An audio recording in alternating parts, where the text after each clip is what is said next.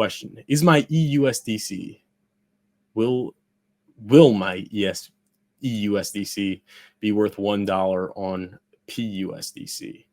So the answer to that is no.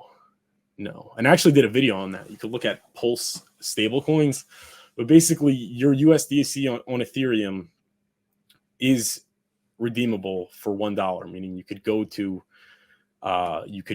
Circle and you could send your USDC and they'll send to your bank account $1 because it's supposed to be back 1-to-1. I hope it is. But your EUSDC on Ethereum, but what's copied over on Pulsechain is not. It's not.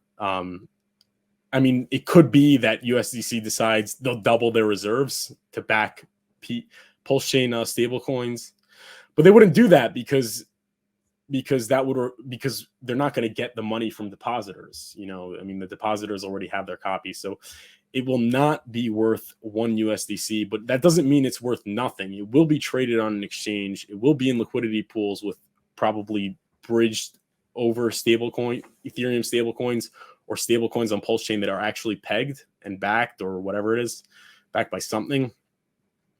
And there will be a ratio. You're probably not going to, and it's also going to be in liquidity pools with other PRC20s and other tokens that are also tradable for $1. So that's really what gives it its value, is being tied in liquidity to other coins. But it'll likely be worth a lot less. And I guess it's theoretically possible to be worth more, but I don't think so. I think people would.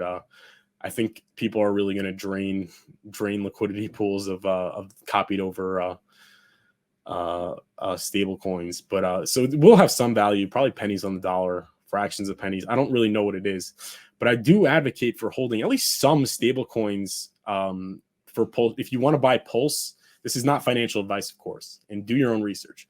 But if you want to buy Pulse when it launches, because if you missed the sacrifice, or you want to buy Pulse X because you missed the sacrifice, a lot of people are saying to hold liquid Hex, and I'm actually not a fan of holding. You could hold some, but I'm a fan of buying Hex. I buy Hex regularly and stake it. But the thing is, if you're holding Hex liquid in order to trade for Pulsechain or PulseX, you are at risk of the volatility of the market. And for example, if you bought Hex, when people thought Pulsechain would originally be launching in May, you bought it for like 7, 8, 9, 10 cents. Now Hex is at under 3, so you lost, over 75% of your purchasing power. It could be it goes up, might not go up to that level when Pulsechain launches. I just don't know.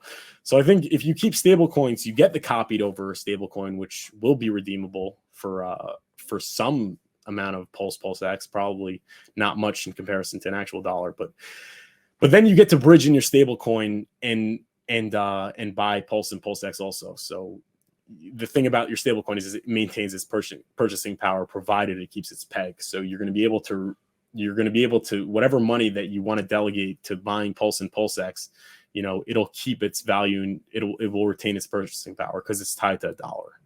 So that's not the case with Hex. Could be that Hex goes up between now and when Pulsechain launches, and you'll have more value.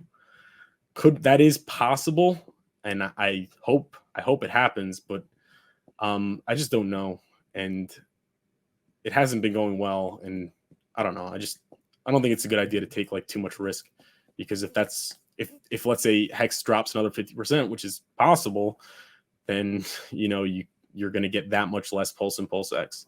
And I don't know. It's up to you. You have to do your own research.